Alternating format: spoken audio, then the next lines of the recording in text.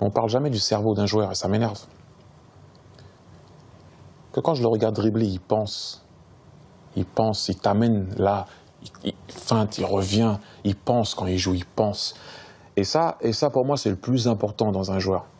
Il pense, il utilise son cerveau.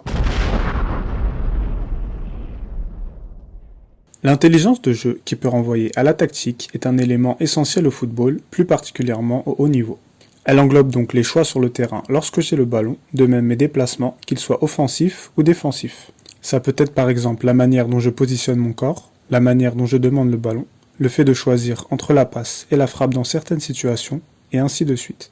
Voyons à présent plusieurs points qui nous aideront à devenir un joueur plus intelligent. Le premier point essentiel pour poser les fondations sera de comprendre son poste et sa mission sur le terrain. Ce point peut paraître anodin, mais si je sais exactement ce que je dois faire sur le terrain, cela m'empêchera de m'éparpiller, que ce soit en match ou à l'entraînement. On prend pour exemple un milieu défensif qui sait que sa mission principale est de se positionner devant la défense, de faire la transition entre cette dernière et les joueurs offensifs. De même, d'empêcher les adversaires d'atteindre sa charnière centrale. S'il sait cela, il n'ira pas faire des débordements sur un couloir, ou encore rester trop haut sur le terrain. Il aura tout de suite une meilleure intelligence de jeu et restera discipliné. Il faudra donc se poser cette question en premier lieu. Quel est mon rôle sur le terrain et quel est le rôle de mes coéquipiers? Le deuxième point arrive ensuite. Maintenant qu'on sait ce qu'on doit réaliser sur le terrain, on devra travailler sur des situations s'en rapprochant le plus possible. On aura bien entendu un travail commun à chaque poste qui consiste à répéter ses gammes techniques, à travailler physiquement, etc. Cependant, selon son poste, on devra plus ou moins insister sur certains aspects. Si je suis attaquant par exemple, j'insisterai régulièrement sur de la finition. Si je suis ailier, je travaillerai ma percussion et de même mon dernier geste.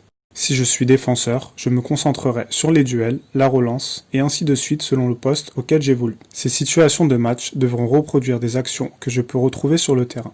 En travaillant de cette façon, je pourrai être plus performant et maximiser mon intelligence de jeu. Le troisième élément que j'aborderai ici concernera la prise d'information.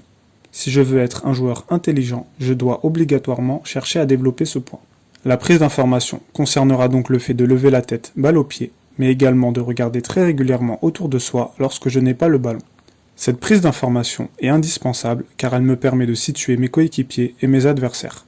Je peux donc faire les bons choix, savoir si je dois contrôler à gauche ou à droite, si je dois passer ou dribbler par exemple, ou encore si je dois avancer ou reculer lorsque je défends. Ce réflexe de prise d'information pourra donc être travaillé sous forme d'exercice. Je t'invite à te référer à des séances que j'ai réalisées à ce sujet.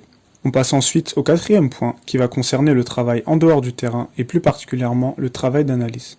Si je veux devenir plus intelligent, je dois observer des joueurs références à mon poste. Cela peut donc se faire en regardant un match et en me focalisant sur une zone à la fois et non en suivant le ballon des yeux.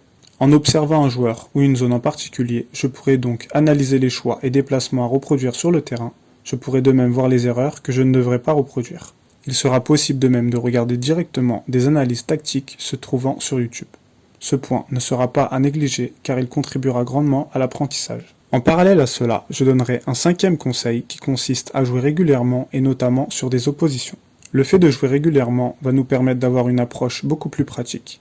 On va donc gagner en intelligence de jeu en vivant certaines situations plusieurs fois. Cela peut être par exemple un meilleur placement pour défendre ou encore des meilleurs choix en contre-attaque et ainsi de suite. Il sera indispensable de compléter la pratique de la théorie si je veux performer au mieux sur le terrain. Concernant ce point, il sera important d'aborder ces matchs sérieusement et d'y mettre de la rigueur.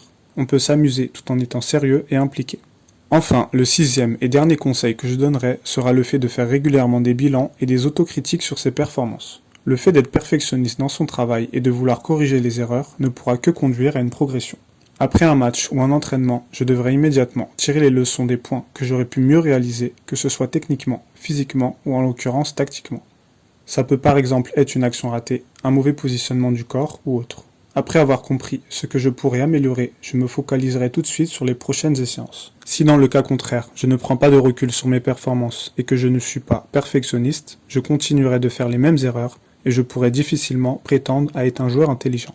Les 6 conseils que tu dois tirer de cette vidéo sont donc en premier lieu, comprendre ce que signifie ton poste et ta mission sur le terrain. Puis, travailler sur des situations spécifiques, chercher de même à développer ta prise d'information. Analyser régulièrement des matchs, jouer souvent en parallèle et faire des autocritiques constructives sur tes performances. On arrive à la fin de cette vidéo que je t'invite à liker, commenter et partager si elle t'a plu. Abonne-toi et active les notifications pour ne rien rater des suivantes. Et d'ici là, je te dis à très vite pour d'autres contenus sur l'entraînement.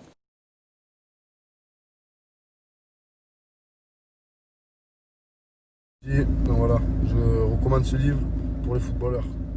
Karim Tarwat, un ensemble.